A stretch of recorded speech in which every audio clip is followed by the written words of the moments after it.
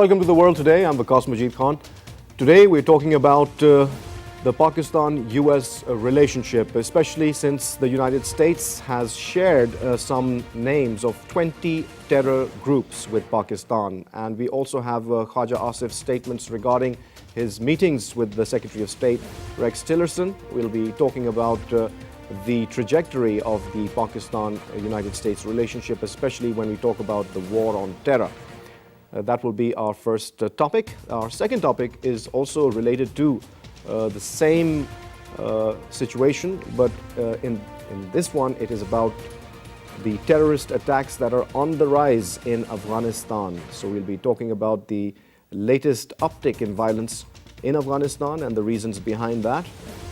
And last but not the least, we will also talk about the situation arising back home as a result of smog, and a very dangerous and alarming situation for every citizen in the country, because it is going to cause serious diseases and also cause lots of losses to the economy as a result of this dire situation on the streets of Punjab mostly. Let's get the conversation started. I'd like to introduce my guest in the studio. Joining me at the moment, we have Ambassador Aslam Rizvi Saab. Thank you very much, sir, for being here. Sure. Sir, let's get the conversation started, especially when we're talking about the ongoing war on terror. It doesn't seem to have any end in sight. But after the sort of a lull or a dip in the Pak-US relationship, things are beginning to look up again. And we have this recent trip by Mr. Rex Tillerson, where Mr. Donald Trump's policy has now been explored further, and we have the Pakistani reaction to it as well. But moving forward, sir, when we talk about these groups, these terror groups that the United States has now shared with Pakistan, do you think that we are in a position to be able to take action against those more than 20 terror groups that they claim are operating in Pakistan, where there is no concrete proof as such? So in your opinion, sir, what is the way forward, and how do they expect us to take all these terrorists to task? Well, let's, yesterday marked the declaration of the Balfour Declaration yesterday. So one should really look back a little bit on this war on terror, as we are calling it. That which resulted in the creation of a state of Israel in the Arab land, which led to radicalization from there, and colonizing the Arab state there. That was the start of the injustice which was held, and those people having the right to live were subsequently have been branded as terrorists from there. Closer at home, we saw again the imperialist power of the time at the end of the Second World War, leaving not a thorn in the Indo-Pakistan relations in the way of Kashmir. Right. And we saw that, like there have been wars in Palestine, there have been wars on our neighborhood. Two wars over Kashmir, and related, of course, the 71 war. Again, injustice against Muslims from there. So it's, this is something which one has to think of. Then in more recent times, we saw the American and Allied attack on Iraq, leading completely unjustified. Unjustified, leading then to a creation of ISIS, radicalization taking place. We saw them coming into Afghanistan, and from there, you know, the jihadis that they had created themselves to fight the Soviet Union, coming back home to roost. So you have to see it in totality, and there has been mushrooming of these organizations, and they, all of them, have only one agenda, and that is that injustice that is being done to them. And that is the basis of the, and interestingly, you notice that all these attacks and all these so-called terrorists happen to be Muslims. They don't care about it. In the United States, when a lone man goes berserk and he kills people from there, he's just a deranged person. But if he happens to be from Uzbek or some other country, he is a terrorist. Right. So these double standards are also fueling the situation, sir. So it's necessary to see the overall. Now they have come up with a list of terrorists in this region. They've categorized into three. One, of course, the Haqqani network and those that are targeting the Afghans, then there are those that are targeting Pakistan, and the third one, obviously, the reference is to Kashmir. We'll come to that later, sir, but first let's talk about the first two groups. Yeah. So you see, they have given us these things. Now, the basic thing was the Lashkar-e-Taiba, which has changed and so on and so forth. Now we have Hafiz Saeed, who's been alleged for crime, responsible for the Mumbai attack and so on. He's been detained and so on, and the court has ordered that he should be produced, and they want to have evidence that what is it that we are holding him against. They has not been able to provide any proof on him. And the same way the JUD, they have are involved in basically in welfare matters. They are providing welfare services and so on. They are under pressure also. The United Nations has, under their pressure, we agreed to put them on the watch list. But as far as Hafiz Saeed is concerned, we saw that China has not agreed to it, and they have asked in the Security Council with the other members to provide the proof, discuss it, but they're not willing to discuss. They want a blanket clearance. So they have provided a list. Pakistan has consistently said that we have cleared our country at great sacrifice of all the terrorist organizations across the board. And we have taken people, the visitors to FATA, and shown them that there are no organizations as such. We have offered, as pointed out by the US Secretary of State also, that if there is any operational or any target that is available, we are there to help and to take it out. And we saw that happen in the case of the Canadian and the American hostages that were held. So Pakistan has said so, that we will take action. They can provide us the necessary need, and we will operate on that. That seems to be the basic foundation on which we are now engaged with the US. But at the same time, I mean, it is important to add that the American policy seemed to be rather flawed, because they are wanting us to target the Taliban. My apologies there. So please have a seat. The Taliban leadership, Haqqani network, but at the same time, they are also talking about talking with them, to having a dialogue, and they have taken part in the Muscat, the quadrilateral discussions. Now, if you are going to take out the leadership of the Haqqani, if they are here indeed, then what will happen? That when they are rudderless, many of these will then join hands with IS and the other Al-Qaeda and the other groups. So, I mean, the policy of trying to,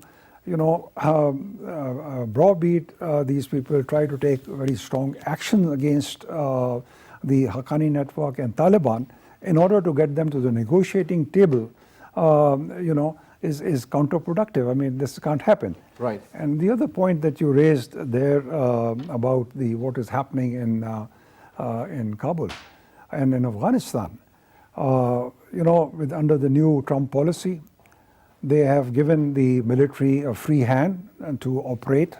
They have been an effervescence of aerial attacks, bombardments as well, and so on. The CIA has been very active with its drones, etc. And thinking by doing this, they will be able to, succeed in getting the Taliban from a position of strength to negotiate. But we have seen the reaction to that. In fact, absolutely. So the number of terrorist attacks in Afghanistan have gone up exponentially in the recent days. So it's not working quite rightly. And at the same time, one mustn't forget what President Karzai had said one time, that these aerial attacks from there lead to collateral damage. A lot of Afghans are dying also. So they should not be carried out. So this is the kind of environment that we are. We are willing to cooperate with the Americans. Certainly all the, if they are terrorist organization, they are militant organization, wherever they are, we will cooperate fully with them. Well, we've also been joined by General Talat Masood. Thank you, sir, for being here. And sir, as you know, we're talking about the relationship of the US with Pakistan and its trajectory. We're also talking about the situation in Afghanistan. One of the things that came up was, as Rizvi Saab was also mentioning, that the Afghans are very despondent with Mr. Trump's U-turn, because as his campaign promises, if we go by them, he promised to take his troops out of Afghanistan, and maybe that would usher in a new era for peace and reconciliation, which is Afghan-owned and Afghan-led. But we didn't see that happen. We saw a complete U-turn, and then we also heard statements by Khwaja Asif talking about the strategy which is now being seen through the eyes of the generals rather than those who are in favor of a more political solution to the conflict, sir.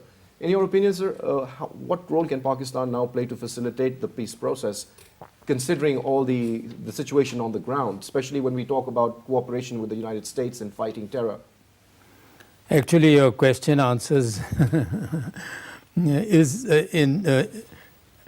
really answers itself. The reason being that the whole policy has been given over or handed over to the military people. And because it has been handed over to the military people, that means it was influenced by the military. And so the initial thinking, as you rightly mentioned, of President Trump was something very different. He had come with a different agenda and also had won the elections. Well, one of the points that he had mentioned was this, and it was very important, of bringing the troops back home. Yeah. So he had to completely reverse his policy and then go by what the generals influenced him to do so. And it shows that how Pentagon is really so powerful today in making policy formulation as far as this region is concerned, Pak-Afghan region, and to some extent maybe the Indian factor as well, but more so the Pak-Afghan region. So now there was again a false feeling within the US that with certain changes and certain sort of type of tactics with greater firepower and so on, they will be able to turn the tables and make the Taliban come to the negotiating table. On their terms. On their terms. Which is not going to happen because the Afghan Taliban have also said, a recent statement by them, which said that 150,000 troops couldn't break us, so what is another few thousand? So this is exactly what I was going to say, in the sense that if they couldn't do anything like that to change their policy, how on earth does he think that about 11 or 13 of 15,000, 11 of theirs and 4 of theirs, 4,000, coalition, 15,000 troops, how can they change the scenario there? So I think we are back to square one. And then, of course, the scapegoating will continue. Pressure on Pakistan will keep mounting because they have to show that it's not their failure. It's not the failure of their policy. It's the failure of Pakistan because it's not cooperating. But that's not true, sir, because Pakistan has said that we are ready to cooperate. But and in fact, the foreign minister, Khwaja Asif, had very productive meetings with Mr. Tillerson and with Mr. Mattis when he visited the United States and when Mr. Tillerson came to Pakistan. All very positive sounds emanating from those meetings, sir, especially when Mr. Tillerson went back to the United States and he had to testify to the Senate Arms Committee.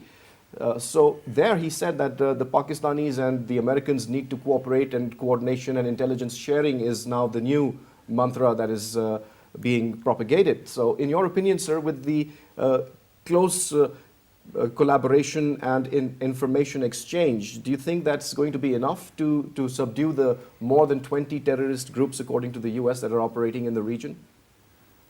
Well, I personally think that it would not make much difference. Qualitatively, it would not make much of a difference.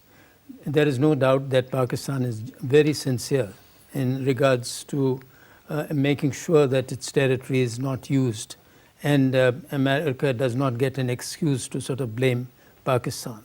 And it also doesn't become the rationale for having a bad relationship with Pakistan and giving India and others an opportunity to operate in Afghanistan against Pakistan.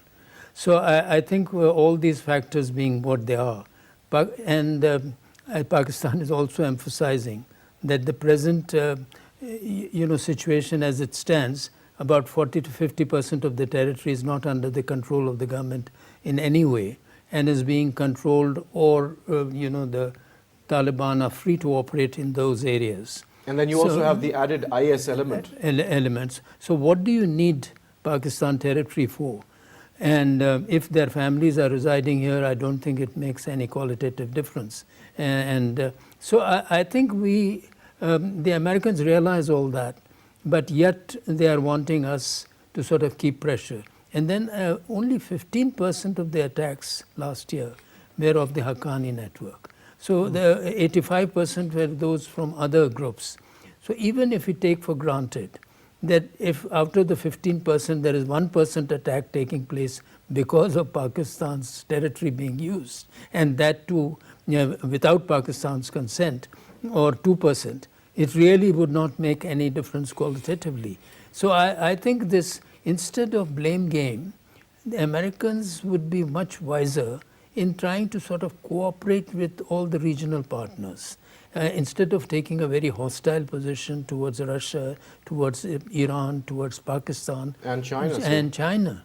So and giving over the sort of lordship of Afghanistan to India is one of the most, I think, cynical things that could have happened.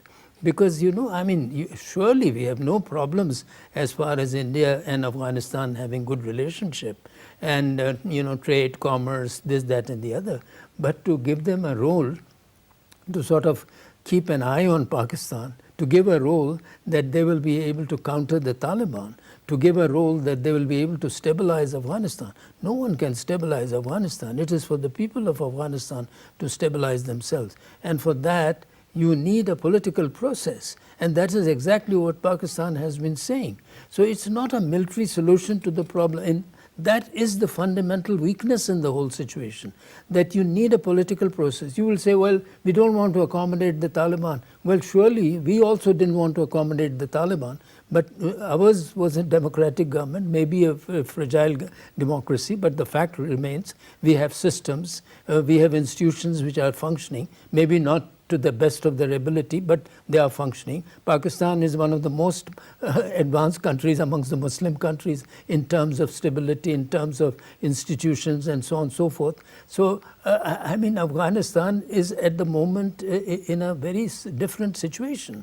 So Pakistan would very much like to help and stabilize Afghanistan because it is in its interest, because no country affects it more adversely than Afghanistan itself, because if it is chaotic, the spillover. And that's the funny thing, sir, because the Americans have said exactly the same thing. They've also said that Pakistan has the most to gain from a peaceful Afghanistan. Now, since we are agreed on this very vital point, then it kind of begs the question, then why are we not engaging in a political dialogue in order to solve the only problem? thing is that whereas they also agree that Pakistan is so critical or vital, then at the same time, but the policy that they are pursuing is totally militarized policy.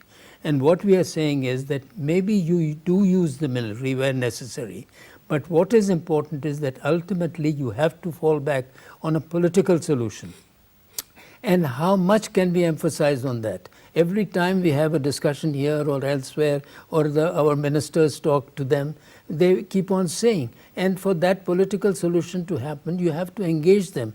And the Taliban leadership is saying, we are not going to talk to Ashraf Ghani Sahab or anyone else, we are going to talk to the Americans because they are the occupiers. And we want to know what is their schedule, what is their program, and if there is a concession to be made, it will be made to them, not to anyone else. Right.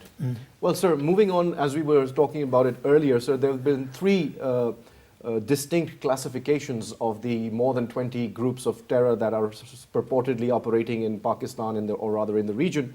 And among those classifications is the ones that are threatening Afghanistan, the ones that are threatening Pakistan, and the third one is very strange, sir, and that is the ones that are targeting Kashmir. Now here, there is a distinct lack of understanding or a disconnect with reality when they equate the Kashmir situation with the same situation as the Taliban attacking Pakistan or Afghanistan. So that also needs to be separated and not lumped together into the terror basket, don't you think, sir? Yeah, well,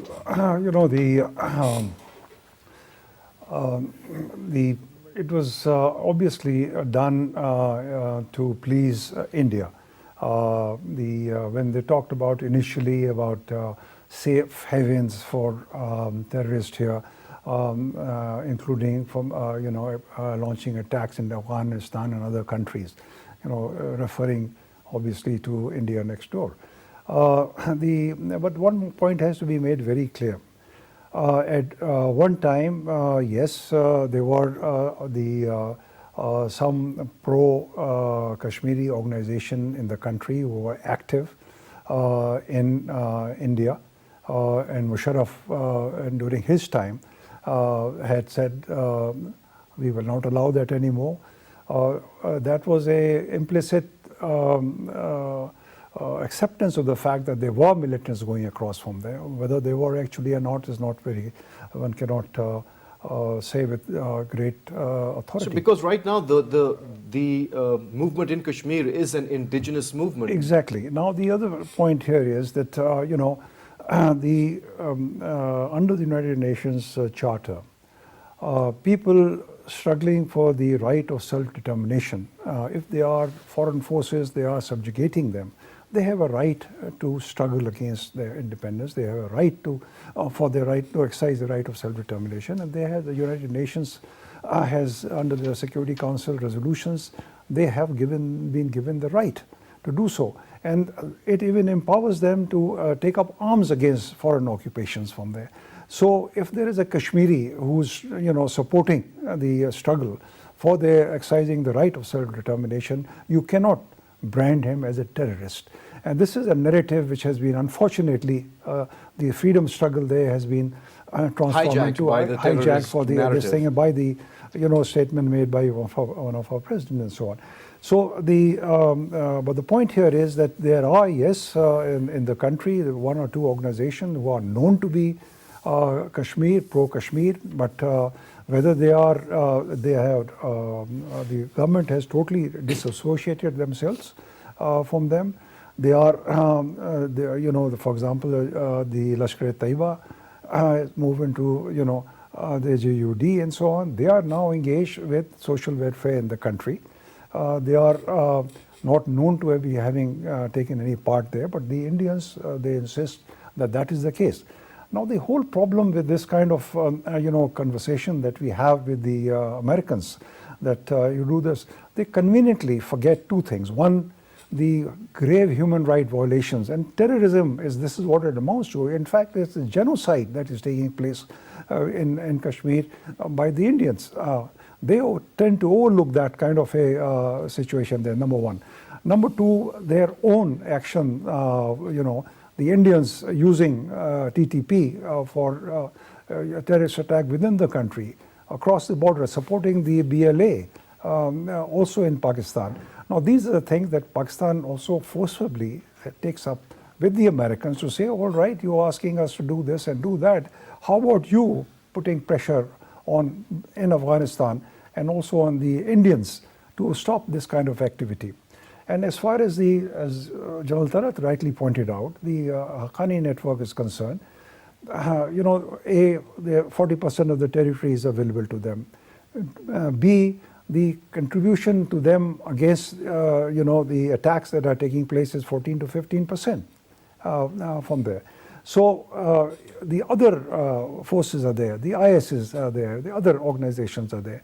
Now, if they are actually going across from there, they should join hands. They should support Pakistan's efforts for managing our border. On the contrary, they are not even paying us a coalition support funds. They are trying to cut away our military aid. They are going to do away with the financial aid and so on. And Pakistan is bearing the brunt itself by erecting the fence and so on. So it's they talk about cooperation, but it seems to be only one-sided. So there's this disconnect between their words and their actions. Yes. Unfortunately, that is a very difficult situation to contend with for anybody when you do not have a unified thought and strategy. So in your opinion, sir, we've seen an uptick in violence in Afghanistan as a result of these policies that America is pursuing in the region. And one of the things that Khaja Asif said is that if the Americans frame their policy free from the influence of the generals, it will be much more successful and effective. So do you agree with the Khaja Saab's contention? And if so, then what kind of a path are we looking at when we talk about reconciliation and peace in Afghanistan? How is that actually going to materialize in practical terms? Well, I think he is absolutely right in the sense that what he is trying to say is that the generals obviously are governing the policy or formulating the policy and implementing it. And all they are doing is to ensure that the war continues. And they think that they will find a solution and they will try to bring to knees the Taliban, which is simply impossible. And as you have very rightly pointed out, that instead of the Taliban sort of coming to the negotiating table, in fact, they have stepped up their insurgency. And they are right in Kabul, they are right in the north, they are right in the south, they are all over. And they have large portions of territory which they are under their control. And when it is under their control, they are also controlling its finances and increasing their power in terms of gaining support of the people as well as financially. Although, I mean, it's so sad in a way, because Pakistan wants the government to succeed. And it has been very keen, but now it says that, well, it is entirely up to you. If you don't want to enter into any political dialogue, and this is what America and Afghanistan think that this is the right policy, that all we have to do is to protect our own borders. And for that, we are erecting the fence and whatever measures we can take. But as far as we are concerned, you can be rest assured, and this is what the foreign minister also said, that you can be sure that we are not using, our territory is not being used for the purposes of launching any attacks in Afghanistan, because they don't firstly need it, and we know that we cannot afford to do that to a friendly country, because in spite of whatever the government may be in Afghanistan, how weak or how unstable, the fact is that we want to have a state-to-state relationship and a government-to-government relationship. And the chief went twice to Afghanistan to sort of make sure that it restores their confidence. And the chief has also been talking to the ambassador he has called on him a few times, and the Prime Minister has been very emphatic that we want good relations. Our new Prime Minister is absolutely on the go as far as establishing a very stable and a long-term relationship with Afghanistan. So I think it's up to them, really. And I would say that it is so non-productive, this blame game. It leads nowhere. It increases tension between countries, and it actually backfires, it has just the opposite effect of what you are trying to achieve. Absolutely, sir. There's also the perception that Pakistan has a lot of sway over the Taliban elements, and that has also now been rejected by Pakistan. And they say that whatever influence Pakistan may have had at one point in the past is no longer there. And then again, if we look at the global dynamics of relationships between various countries, Iran would be their natural ally, the best ally that the Afghan Taliban can have now at this given point in time are the Iranians, especially when we look at the relationship with the US and Iran's relationship. Wouldn't they be rather keen to listen to what the Iranians have to say to the Taliban? In fact, they would have better relations with the Iranians, considering that they both have a common enemy in the US. Absolutely, and so is Russia. So the problem is that today Russia and the Iranians are really thinking that, well, I mean, I don't know whether they're supporting or not, but the fact remains that they are very happy that America is very much engaged in Afghanistan. And they're spilling blood, and they're spilling money, draining money, in fact, in Afghanistan, and achieving nothing. So, Americans think also that they can afford to do that. This is also a very strange phenomena or a policy. I think I'm not using the wrong word, phenomena. It's the policy that they think that irrespective of the conditions in Afghanistan, for them presence in Afghanistan is important because they can protect themselves. Like for instance, if the Secretary of State comes, he does not have to necessarily go to Kabul, but he has. Well, they've seen how well that's worked recently when a man from a Central Asian country, Uzbekistan, just mowed down 8 people with his truck. Yeah, now, how are they going to prevent that incident by staying in Afghanistan? That doesn't really make well, any it is sense very at all. sad and it's very tragic, and we really sympathize and support. Our hearts go out to the victims and the families, but the fact of the matter remains that it is a direct result of America's policies. So I think they also have to see that they cannot insulate themselves. I think this world today is so globalized, irrespective of what President Trump might think that he can reverse the process of globalization. But the very fact that technology and movement of people is such that it is simply, especially of ideas, is such that it is simply impossible to prevent people from acting like this and retaliating exactly in the heartland. I mean, New York is the heartland. Absolutely, sir. Rizvi Sahib, you want to I share was something? just was saying that the Haqqani network is being used as a pretext for all the ills that are happening in Afghanistan, and the Americans are blaming that. But if today there is a worldwide threat, and that is from this IS. It was created by the Americans, as they say, in Iraq after the National Guards were disbanded and so on. They were used by them in Syria. They are. President Karzai has also mentioned the fact that IS is being supported in Afghanistan under the American watch from there. The Iranians who are fighting against them also, they make enemies of them. So it is not the real thing. If the Americans are wanting to curb the extremism of the IS, they have to cooperate with the countries who can help them in that. And for that reason, it is important that Pakistan and Iran next door, also Afghanistan, and they can meet. We did have some limited success. We had a trilateral meeting once where we took some action, but a greater emphasis is required on that side. Now, but one thing is very clear that it is Pakistan and the neighboring countries are looking for the normalcy, stability, peace in Afghanistan. And the fact that Afghanistan, after the Trump policy on South Asia, also opted to improve relations with Pakistan, looking forward, and also the thinking in the terms of a negotiated peace, rather than a strict, shoot and kill, which is now being, find and search and kill policy, and kill the Taliban in Afghanistan policies there. Obviously, it is their purpose is, and as much as India's purpose is, to keep the area destabilized, to justify the presence of the Americans there, in order that they are able to prevent primarily the strategic interest of stopping China's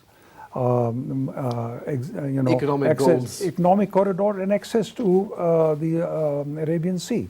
One. Secondly, to keep an eye on Iran. Thirdly, to Russia, and to encourage India. So the agenda is totally different, and the fact that the military is doing this, they also have a domestic agenda, because the industrial military complex, I mean, there's no war, where will they go? 16 years of fighting from there, and trillions of dollars gone into there, and still, I mean, they are thinking of proven and tested failed policy. They continue to do that. There's something, you know. It boggles the mind, sir. It boggles the mind. Another question that I was wondering about, General Saab, is for you.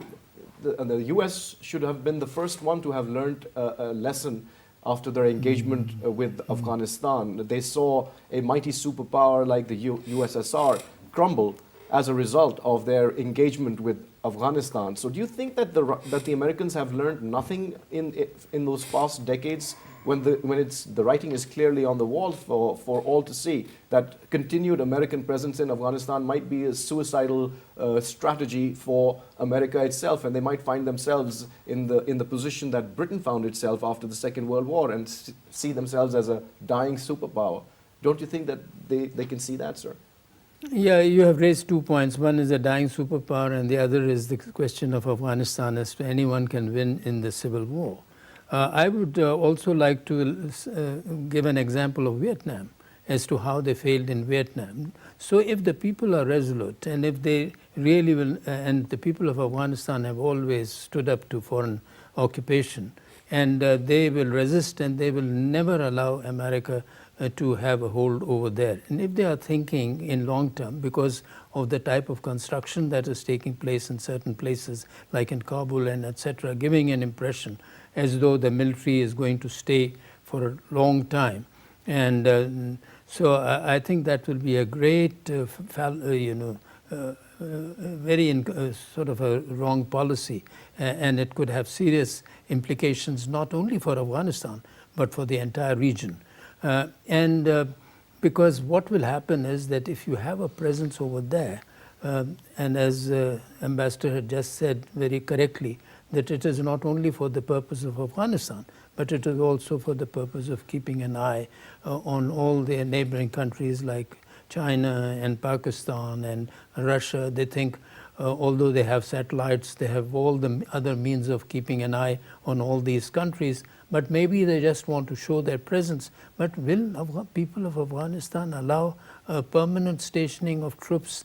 This government may, because in their own interest of survival, but will the people of Afghanistan do that? So that's a very, very, as they say, moot question. Absolutely. Yeah. And I personally think that it is totally unacceptable to the people.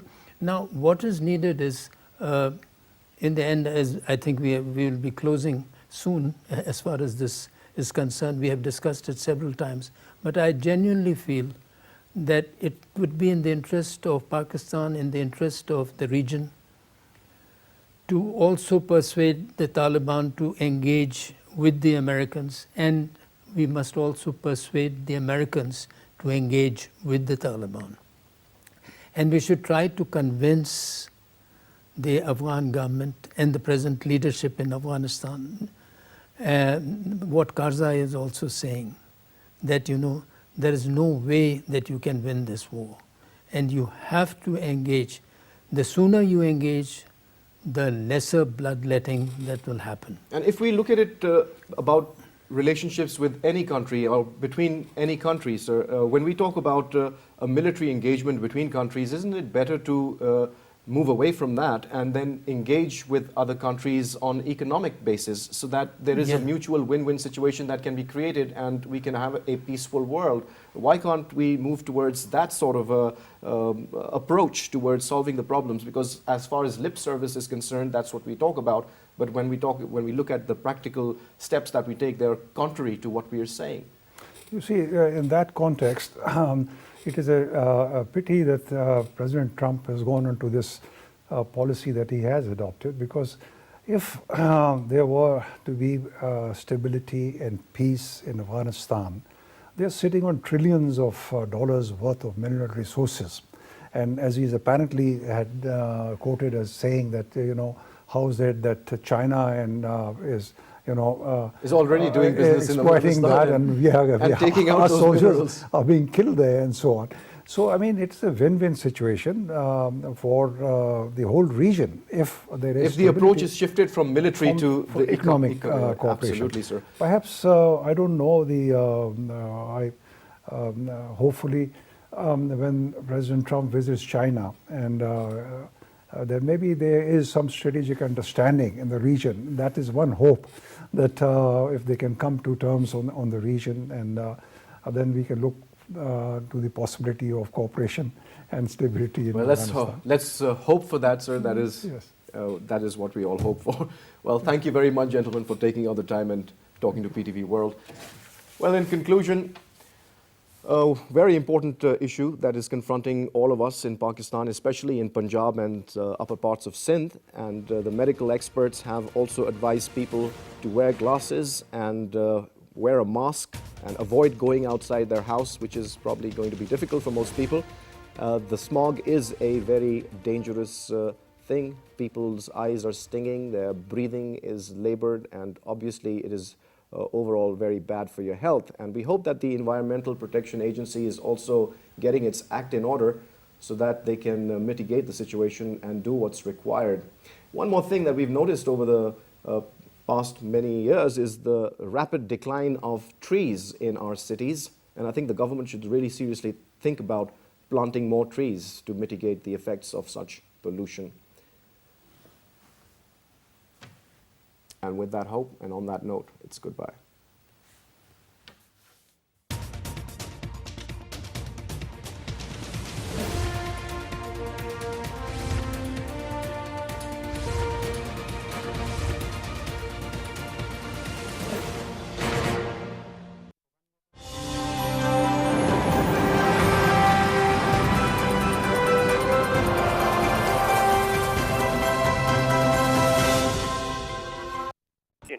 Which we feel that those are not every institution has that. I mean, even in the Parliament, for example, the recent case of Gulal, I think there was no committee. Now they did establish a committee afterward, to investigate. But yeah, I mean, I totally agree with you.